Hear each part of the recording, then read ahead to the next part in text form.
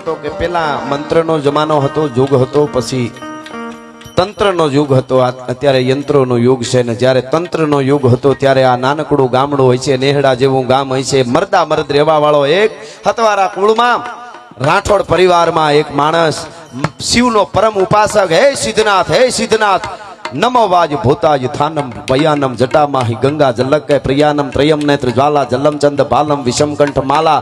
આયા બેઠા બેઠા દાના બાપા રાઠોડ ઈ શિવની ઉપાસના કરતા હોય છે. નમો વાજ ભૂતાજ થાનમ ભયાનમ જટામાહી ગંગા જલક પ્રિયાનમ ત્રયમ નેત્ર જ્વાલા જલમ ચંદ બાલમ વિષમકંઠ માલા ગલે રૂંઢ માલમ મિટે સંકટમ વાટ ઘાટમ વિઘટમ રટે નામ દો કોટી કાટે કસટમ ગીરાંગોરી ગરધાંગ કૈલાસ વસ્તે નમસ્તે નમસ્તે નમસ્તે નમસ્તે.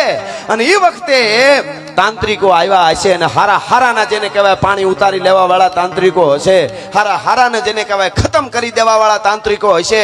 અને એ તાંત્રિકો અહીંયા આવ્યા તેથી કીધું તું હું પરમ ઉપાસક સિદ્ધનાથનો છું, શિવનો ઉપાસક હું, રાઠોડ કુળ, અને હું એક ગમે એવા તાંત્રિકો આવે પણ ઈ તાંત્રિકનો અહીંયા નવા નાગના ગામમાં પાણી નો ઉતારી લઉં ને તો હું દાનો રાઠોડ નહીં. ભલા માણસ આમાંથી વધારે બીજું હું જોઈ મારે. હા હા, મર્દ શીશ પર નવે મર્દ બોલી પહેચાને, મર્દ ખિલાવે ખાજ મર્દ ચિંતા નહીં માને. मर्द शीश पर नवे मर्द बोली पहचाने, मर्द खिलावे खाज मर्द चिंता नहीं माने. मर्द ले दिंगर तेज मर्द को मर्द बचावे, कहरे सागर काम मर्द को मर्द ही आवे.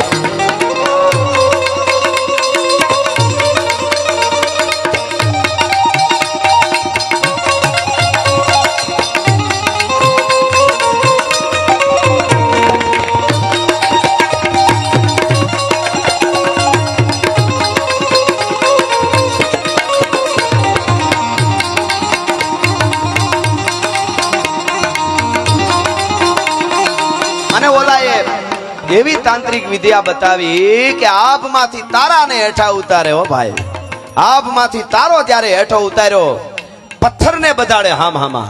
એ યુગ હતો એક તંત્રનો. પથ્થરાઓ હામા જળ છે એ ચેતન ન બને પણ વિદ્યાની તાકાત છે ઓલાવની, એની જળની ચેતન બનાવીને પથ્થર બાંધવા માંડ્યા. ત્યારે વિદ્યાની તાકાત હતી ને એની પાસે સનાતન સત્યની તાકાતની ઉપજાવી હતી દાના બાપાએ. ભલા માણસ કીધું કે તમારી તાકાત તો તમારી વિદ્યાની છે પણ મારી પાસે મહાદેવ ભોળિયા નાથની તાકાત છે. તમારા પથ્થરાને બાંધતા બંધ કરી દઉં. હવે પથ્થરાને બાંધાડી જુઓ તો ખબર પડે દાનાની સામે, દાના રાઠોડની સામે. ભલા માણસ ખબર પડે અને સાહેબ પથ્થરા શાંત થઈ જાય. શું તાકાત સનાતનની તમે જોજો. આ બનેલી યુગે યુગે ઘટના બનતી હોય છે. 500 વર્ષ પહેલા બીજી ઘટના હોય, 200 વર્ષ પહેલા બીજું હોય, 1000 વર્ષ પહેલા બીજું હોય, આજે બીજું હોય, આજ પછી 100 વર્ષ પછી બીજું હશે. અને બંધ કરી દે. ઓલા તારો ઉતારે એટલે કીધું તમે પાછો હવે ન મોકલી શકો, બાકી હું ધારું તો પાછો મોકલી દઉં. અને પછી હાર થઈ અહીંથી ભાગવું પડ્યું. તમારા ગામમાં કોઈ દી પગલા નહીં મૂકી એવું તાંત્રિકોને નહીં લેવું પડ્યું, માફી માંગવી પડી, પગે લાગવું પડ્યું. કઈ સત હશે આ હુરાપુરાની, કઈ તાકાત છે વગડામાં બેઠો એની. તમને જ્યારે બધાય રસ્તા બંધ દેખાતા લાગે ને, બેઠેલા યુવાનોને કહું, તમને એમ લાગે કે હવે હું ક્યાં જાઉં, હવે મારો કોઈ આધાર નથી. તઈ એકવાર હુરાપુરાનું ધૂપેલિયું ખાલી માની દેજો ને વાળ વાંકો થવા દે તો દાનો રાઠોડ નો કહેવાય. ભલા માણસ એકવાર ભરોસો રાખજો તમે. વાત ભરોસાની છે ભાઈ. વિશ્વાસ હોય તો બધું થાય. ઘણાને જાન પરણવા જતી હોય તો એ કે એકચ્યુઅલી આટલો ખર્ચો કર્યો, સસરા પરણાવશે તો ખરા ને. હવે હારા ઉપર ભરોસો ન હોય ત્યાં હુરુપુરો નો આવે ને માતાજી નો આવે ને શિવે નો આવે ને હનુમાને નો આવે. આ સનાતનને હું તો હતવારા પરિવારને વંદન કરું છું કે સનાતનને જો અહીંયા ગણેશાય નમઃ ને હનુમાનજી મહાદેવ ને મૂળ પકડી રાખ્યું. સાહેબ આ મૂળને પકડી રાખજો એટલે તમારો હુરોપુરો તમને હાકલે હાજર થાય. વંદન કરું છું. અત્યારે તો નકર થોડીક દવા કોક લઈ દે ધર્મ પરિવર્તન કરી નાખે, 2 છોકરા ભણાવી દે એટલે બીજામાં વૈયા જઈશ. હા, એમાંથી આપણી સનાતન પરંપરા. અને પછી સત્યને કસોટી હોય, જેની ફોર્મ ફટકેલી હોય એને સૂલે ચડવું પડે, બાકી આવળ અલબેલી એને કોઈ ન પૂછે કાગડા. ગુલાબના ફૂલ હોય એને તવાવવું પડે, હે, બાકી આવળના ફૂલને કોઈ દી તાવીને અત્તર ન બનાવવાનું હોય. એમ એને કસટ આવ્યું નરસિંહ મહેતાની જેમ. એને વાયુમાં નાખવામાં આવ્યા, ત્યાંથી ભગવાને મહાદેવે બચાવી લીધા. એના ઉપર ઘણું કરવામાં આવ્યું, બચાવી લીધા. જેલમાં નાખ્યા, ત્યાંથી હામા મળે કોઈ નીકળે તો કે અહીંયા દાના બાપા તો હાલ્યા આવતા હતા. અને સાહેબ તોપને મોઢે જ્યારે બાંધવા ગયા ને તેથી કીધું કે રેવા દ્યો, મારો ભોળિયો નાથ ગામત્રે નથી વયો ગયો હો.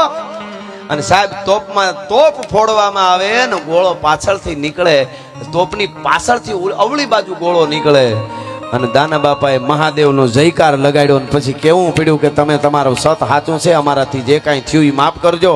અને તેથી કહેશે ઇતિહાસ એમ કહેશે, મેં સાંભળ્યું છે કે જામનગરે મહારાજે એમને ખાવા માટે જમીન આપેલી આજ સુધી. પછી ગૌશાળામાં એમણે આપી, ગૌસરમાં પણ એ જમીન આપી, ગામ આપ્યું, એનું સન્માન કર્યું. એવા બાપાના સાનિધ્યમાં આપણે બેઠા છીએ અને એ બાપાની કૃપા બધા ઉપર ઉતરતી રહે છે. અને એટલે આજનો આનંદ કેવો છે.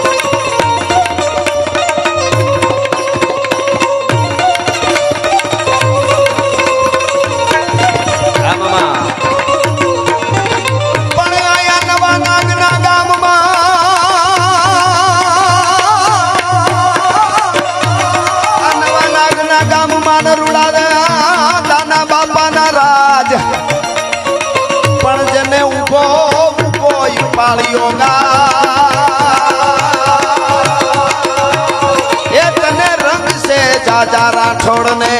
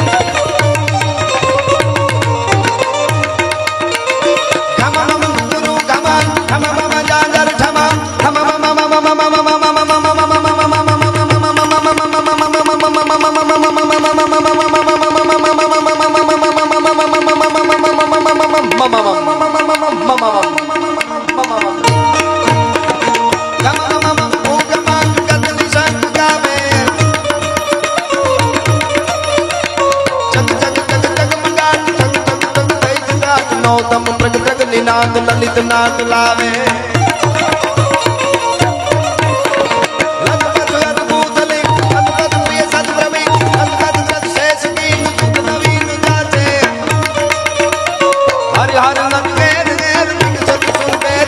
હર ગટ ગટ પેર પેર નટવર નાથે